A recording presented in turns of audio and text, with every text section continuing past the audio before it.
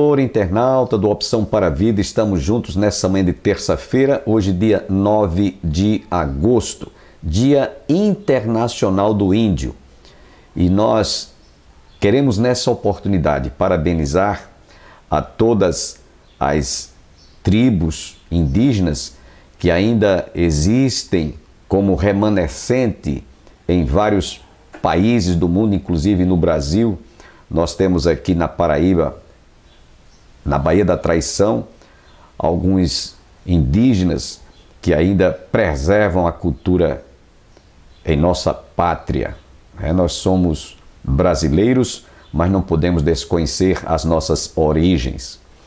Dentro de instantes estaremos trazendo mais uma reflexão da Palavra de Deus e eu espero que você continue com seu coração aberto e receptivo para ouvir mais uma mensagem e estaremos transmitindo nessa oportunidade. Antes, porém, eu tenho feito aqui este apelo quase que diariamente.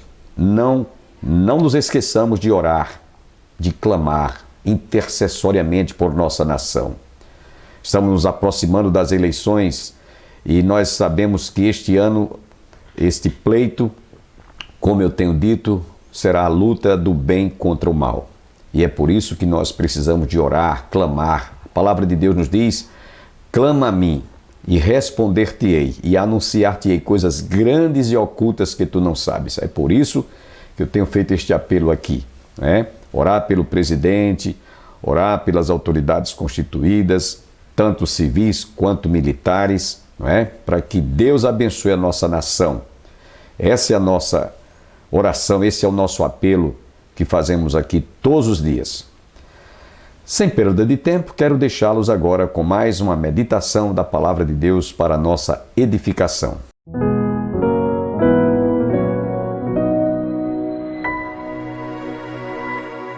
Paulo evoca no versículo 2, porque a lei do Espírito da vida em Cristo Jesus te livrou da lei do pecado e da morte. Nesse versículo 2, Paulo está mostrando que aquele domínio do pecado que exercia uma força e uma influência muito grande em me levar e me conduzir a pecar sem ter força para me dominar, porque o pecado exercia domínio sobre a minha vida, ele mostra que nós estamos mortos para o pecado, morremos para o pecado. Ele diz isso aqui no verso 2, porque a lei do Espírito da vida em Cristo Jesus te livrou da lei do pecado e da morte. Enquanto eu preparava esse estudo, eu aqui cheguei à seguinte conclusão: irmãos, quando alguém morre, se torna um defunto, não é verdade? Aquele defunto não faz mais nada, não fala, não ouve, não tem sentimentos, não chora, não se alegra, não se entristece, não se sente perseguido.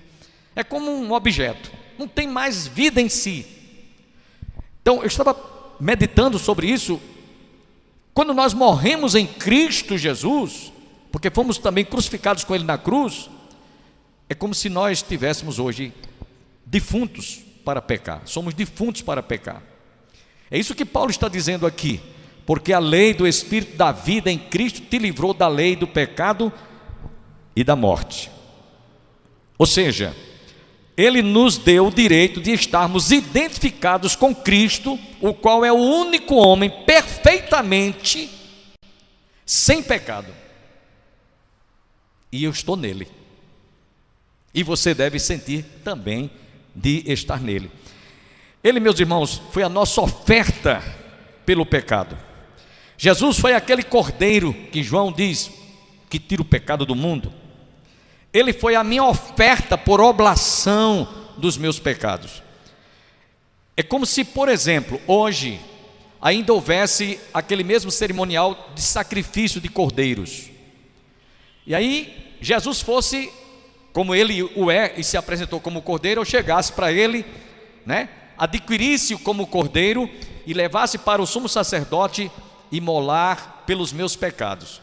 E quando aquele cordeiro foi derramado o seu sangue, eu me senti perdoado de todas as ofensas. Foi isso que Jesus fez. E aí nós não temos mais essa preocupação de sacrificar animais ou cordeiro, porque Ele já nos deu essa garantia. Paulo escrevendo no livro de Atos, capítulo 38 e verso 39, Paulo declara: tomai, pois, irmãos, conhecimento de que se vos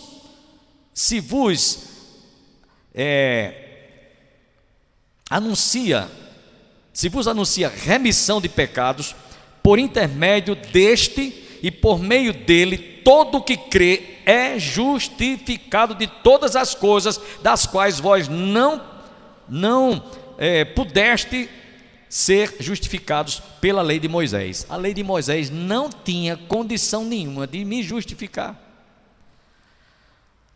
O próprio Moisés, que recebeu os decálogos, a lei de Moisés, não matarás, ele infringiu quando tirou a vida do egípcio. Ele próprio, que foi o porta-voz, entregou os decálogos, a lei mosaica, ele mesmo quebrou a lei quando tirou a vida do egípcio, pois o escritor lá escrevendo nos diz: não matarás, e ele próprio tirou a vida de um egípcio. Paulo está dizendo aqui, irmãos, que hoje quem governa o nosso corpo não é mais a lei, nem muito menos a natureza carnal e nem o pecado, mas a lei do Espírito, que significa liberdade. Ou seja, o Espírito liberta os cristãos do cativeiro do pecado.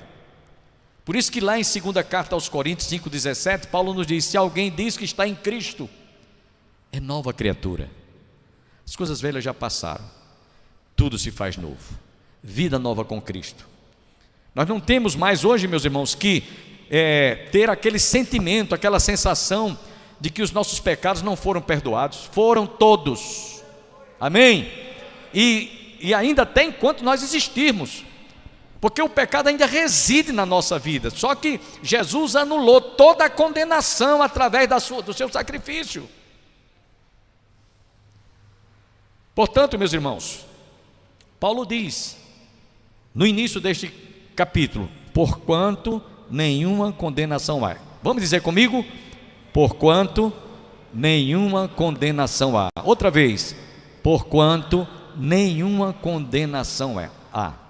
Se você estivesse diante de um tribunal e o juiz estivesse lhe condenando de alguma infração que você cometeu, mas diante daquele julgamento, um advogado chegasse assim: eu vou apresentar aqui motivos para que esse réu seja inocentado e receba o salvo-conduta, ou receba o habeas corpus, porque ele vai apresentar provas que justificam a sua inocência. Foi o que Jesus fez, e a maior prova foi o sacrifício, o sangue que ele derramou na cruz, os cravos nas mãos, a coroa de espinhos, o sangue derramado é que nos justifica, irmãos. Portanto, é isso que Paulo está dizendo aqui. No verso 3, ele enfatiza, porque a partir do primeiro versículo ele vai enfatizando, ele vai sempre provando, com todas as suas palavras, que realmente aquilo que a lei prometia e não atingia o seu objetivo, porque o homem, quanto mais ele olhava para a lei, ele se via sem condições de cumprir uma vírgula. Por isso que a Bíblia diz: se alguém disser eu cumpro toda a lei e tropeçar num mandamento, quebrou todos os demais. É como o efeito dominó: a pedrinha, quando cai, sai derrubando as outras todinha. Só Jesus, meus irmãos, pôde cumprir toda a lei em nosso lugar. Amém? Porquanto, verso 3: porquanto o que fora impossível à lei, no que estava enferma pela carne, isso fez Deus, enviando o seu próprio Filho em semelhança de carne pecaminosa e no tocante ao pecado, e com efeito condenou Deus na carne o pecado. É bom salientar, e eu vou falar isso mais lá na frente, que há duas palavras que são traduzidas no grego por corpo. É uma palavra chamada sarkis e a outra soma. Duas palavras, sarkis no grego e soma. Essas duas palavras têm o sentido de carne. Só que sarkis é interpretada como os sentimentos, né, e declínios da carne, sentimentos pecaminosos. E soma é o corpo físico. Jesus, ele não tinha aquele sentimento sarques, que é as inclinações da carne, porque ele nasceu de uma virgem, não houve uma concepção, ele não era filho da carne por hereditariedade, ele nasceu por obra e graça do Espírito Santo. Ele apenas, como Deus, tomou forma humana, corpórea, física, biológica, mas sarques, Jesus não tinha sentimentos pecaminosos. E essa diferença que faz com relação àquilo que nós vamos ver mais adiante. Então, hoje, aqueles que estão em Cristo, o preceito da lei se cumpre em nós, não de forma legalista, mas Cristo em mim me capacita a obedecer. Agora posso afirmar ou viver segundo a minha mente. Aí você diz: pastor, viver segundo a sua mente não é sarques. Porém, Paulo, escrevendo na sua primeira carta aos Coríntios, capítulo 2, versículo 16, ele diz: nós, porém, temos a mente de Cristo. Nós, porém, temos a mente de Cristo. E é a mente de Cristo operante em nós, em nosso corpo, que nos faz vivermos uma vida separada e não mais uma vida debaixo do domínio da lei, porque nós vamos, portanto, viver uma vida segundo a vida que Cristo está, podemos dizer, implantando, ou foi implantado na nossa vida. Isto é, a minha mente está iluminada por meio de Jesus Cristo, pois o poder da influência do pecado e o poder de Jesus Cristo me capacitará a viver sobre três aspectos. O primeiro, não viver mais no domínio do pecado, ou estar debaixo do domínio do pecado. Segundo, não andar mais no pecado. E terceiro, não pecar eternamente. São três coisas que a mente de Cristo, nós que temos a mente de Cristo, faz com que nós vivamos sobre esses três aspectos: não mais viver no domínio do pecado, não mais andar no pecado e não mais pecar eternamente.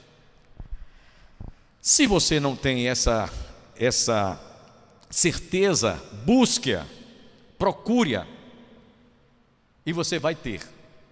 Não é uma coisa, não é uma experiência sobrenatural, é normal, é simples isso. Porque pelo menos, irmãos, quando a gente comete alguma falha, algum erro, algum pecado hoje, a gente não se sente bem, principalmente quando você ouve a voz do Espírito Santo no seu coração. Então é isso que Paulo está dizendo aqui nesse versículo 3.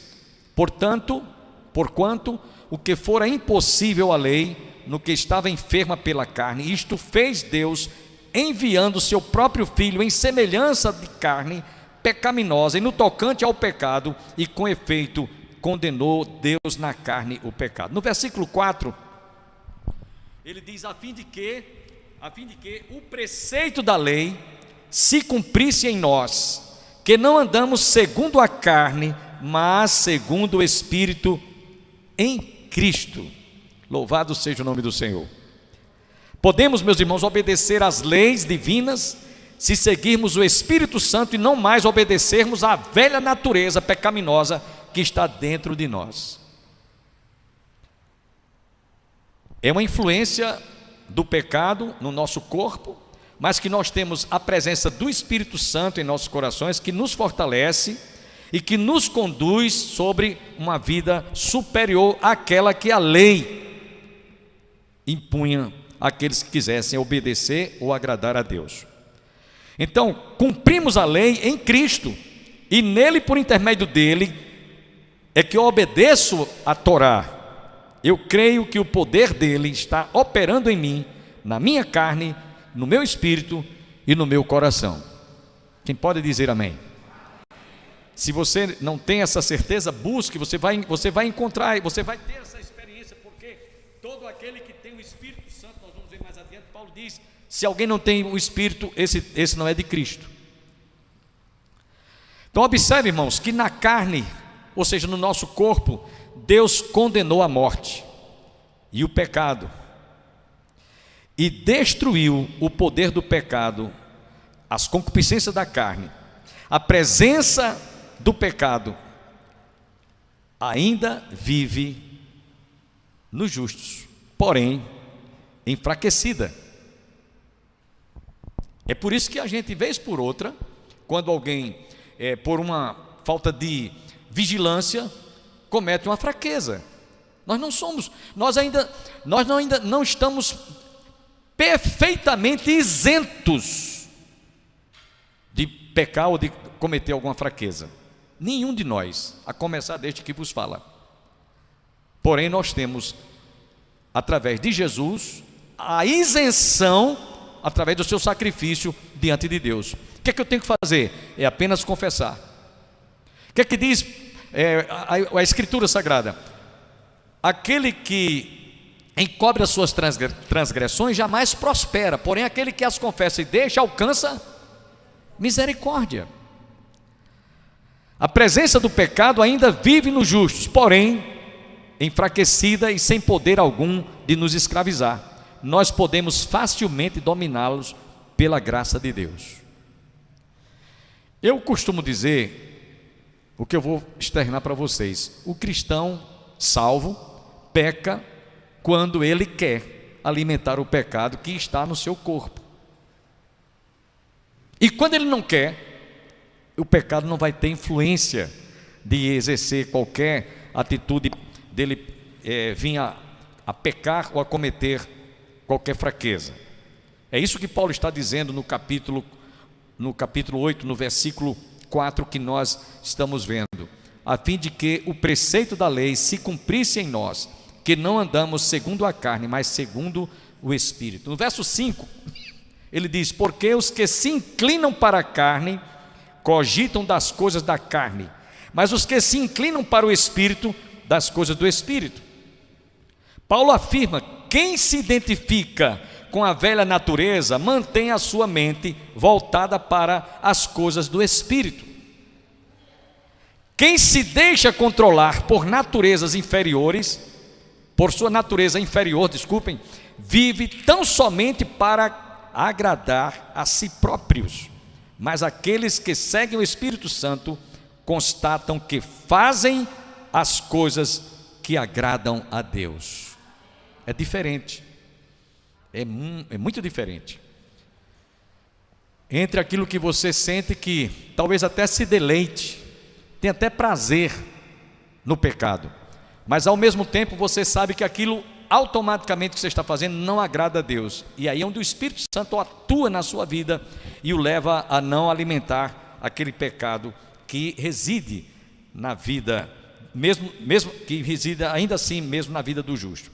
Verso 6, aí Paulo diz o seguinte: porque o pendor da carne dá para a morte, mas a do Espírito para a vida e paz. O que é o pendor? Pendor são as inclinações da carne.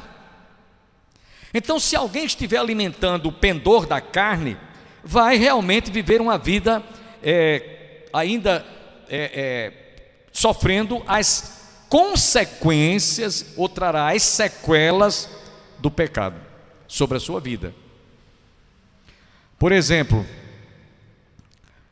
quando Paulo, escrevendo aos Coríntios, no capítulo 11, fala sobre a ceia do Senhor, ele diz assim: quando fores tomar o pão e o cálice que representa o vinho, que simboliza o seu sangue, examine-se cada um a si mesmo, e assim coma do pão e beba do vinho. Aí veja o que ele diz: porque aquele que come e bebe sem discernir o corpo, come e bebe juízo para si. Eis a razão porque entre vós muitos fracos, doentes e não poucos que dormem, morte prematura. Então são as consequências de alguém que estava alimentando ainda algum pecado no seu coração, se deleitando na carne, e aí vem juízo de Deus, disciplina de Deus sobre o seu corpo, sobre a sua carne. Por isso que Paulo diz aqui, porque o pendor da morte, para a morte, porque o pendor da carne, porque o pendor da carne dá para a morte, mas a do Espírito para a vida e paz. Diante do exposto, meus irmãos, só temos uma coisa a considerar. Só temos uma coisa a considerar aqui. Devemos nos considerarmos mortos para o pecado, porém vivos para Deus. E aquele que procede, ou tem essa atitude comportamental para a vida ou para a morte, colherá o seu fruto. Para aqueles que, como ele diz aqui, o pendor da carne é para a morte, mas o da vida, mas o do Espírito para a vida, ou seja, para a vida, aqueles que obedecem vão ter paz, e aqueles que escolhem para a morte, o pecado, eles vão colher, preste atenção, tribulações, angústias, depressão, desespero, infelicidades, tristezas, aflições, e a lista não para. É isso que acontece quando alguém comete alguma fraqueza ou comete algum pecado. Primeira coisa, ele perde a paz. Se é salvo, perde a paz. Ele não tem alegria. Lembra-se de Davi, Salmo 51? O que é que Davi disse? Senhor, eu nasci em pecado, e em pecado me concebeu minha mãe. Ele estava reconhecendo o crime que ele tinha cometido e o adultério. Então ele vai lá dentro, ele diz assim: Senhor, torna a dar-me a alegria da salvação. Ele tinha perdido não a salvação, mas a alegria da salvação. E é isso que acontece quando nós, você, qualquer um de nós cometemos alguma fraqueza. Você perde a paz, você perde a alegria. Você vai colher isso aqui que nós estamos mostrando: tribulação, angústia, depressão, desespero, infelicidade, tristeza, tudo como sendo uma maneira de você receber aquilo que você vai colher. Como alguém já disse, aquilo que o homem semear, o próprio Senhor nos diz, assim ele ceifará. No versículo 7, para a gente ir mais adiante, ele diz: por isso, o pendor da carne é inimizade contra Deus, pois não está sujeito à lei de Deus, nem mesmo pode estar. O pendor da carne é inimizade contra Deus. As inclinações da carne traz essa inimizade. A velha natureza pecaminosa dentro de nós está contra Deus. É inimigo de Deus, é adversário de Deus. Ela nunca obedeceu às leis divinas e nunca o fará. A nossa velha natureza, meus irmãos, sempre foi hostil contra Deus. Porém, é Cristo entronizado em nós que faz prevalecer contra o pendor da carne. A inclinação da carne não está sujeita à lei de Deus. O que prevalece é o desejo, a lascívia e a desobediência. E pode prestar atenção: quando alguém comete algum pecado na sua vida, que ele realmente sai da presença de Deus, ele vai viver uma vida de fracasso, enquanto ele não confessar, enquanto ele não abrir o coração, enquanto ele não derramar lágrimas diante do Senhor. Senhor, reconheço que eu fiz, errei, pequei, me perdoa. Enquanto ele não tiver uma atitude de reconciliar-se, ele não vai ter paz. E no texto que nós lemos aqui, no versículo 7, Paulo ainda falando sobre o pendor, no versículo 6 ele diz: porque o pendor da carne dá para a morte, mas o do Espírito para vida e paz. Então você vai ter paz. No versículo 7 ele diz: por isso o pendor da carne é inimizade contra Deus, pois não está sujeito à lei de Deus, nem mesmo pode estar. As inclinações da carne. No versículo 8, ele volta a fazer uma reafirmação daquilo que ele começou lá no versículo 1. Portanto, logo se conclui: os que estão na carne não podem agradar a Deus. Os que estão na carne jamais poderão agradar a Deus. Nesse versículo, Paulo não se refere à carne como substância física, mas sim quanto ao caráter moral e ético. que eu falei para vocês. Duas palavras traduzem corpo: sarques e soma. Aí você vai entender porque Paulo, quando escreveu lá aos Gálatas, capítulo 5, verso 19 a 21, ele fala sobre as obras da carne. São sentimentos éticos, morais, ligado a sarques, corpo. Ele diz: ora, as obras da carne são conhecidas e são prostituição, impurezas, lascívia, idolatria, feitiçarias, inimizades, porfias, ciúmes, iras, discórdias, dissensões, facções, invejas, bebedices, glutonarias e coisas semelhantes a estas. Ele apresenta aqui uma lista de 15 sentimentos éticos, morais, que são produzidos pelo corpo sarques. Como eu disse há pouco no início, Jesus não tinha esse corpo sarques porque ele não era fruto, não fora gerado em pecado ou com pecado. Mas eu tenho, você tem, nós temos. Então, a lista que Paulo fala aqui, escrevendo aos Gálatas 5, 19 a 21, reticências, podemos dizer, ele diz, e coisas semelhantes a estas, a lista não para. Ele está falando aqui, meus irmãos, a respeito das quais já vos preveni, que não herdarão o reino de Deus os que tais coisas praticam. Lembrando que após a nossa morte em Cristo, lá na cruz, nós andamos agora não segundo a carne, mas segundo o Espírito. Amanhã você está convidado a continuar conosco para ouvir a conclusão desta palavra. Agradecemos a todos que estiveram conosco, tenham todos um bom dia e até amanhã.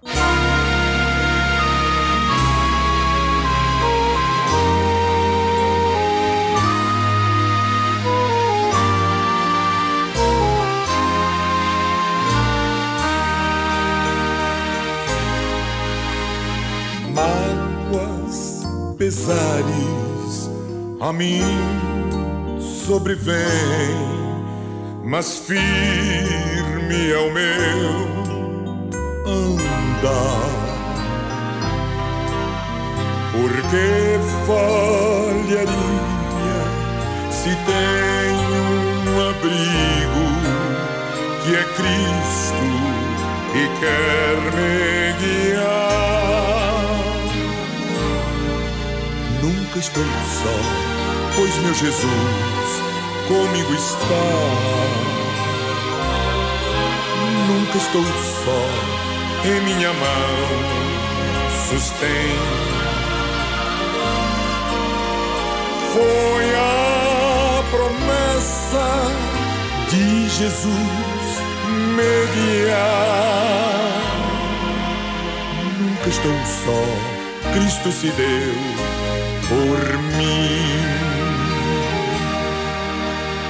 Vem, meu amigo, estende tua mão, segura na mão de Deus,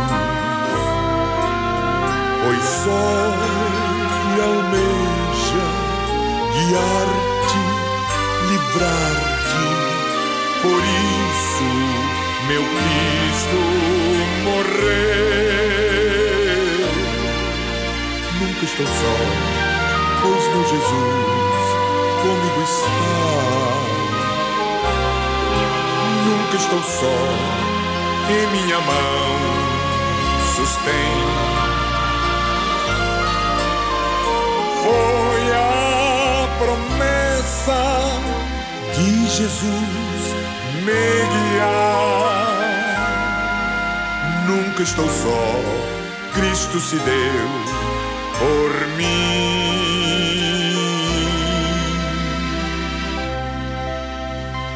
Nunca estou só, Cristo se deu por mim.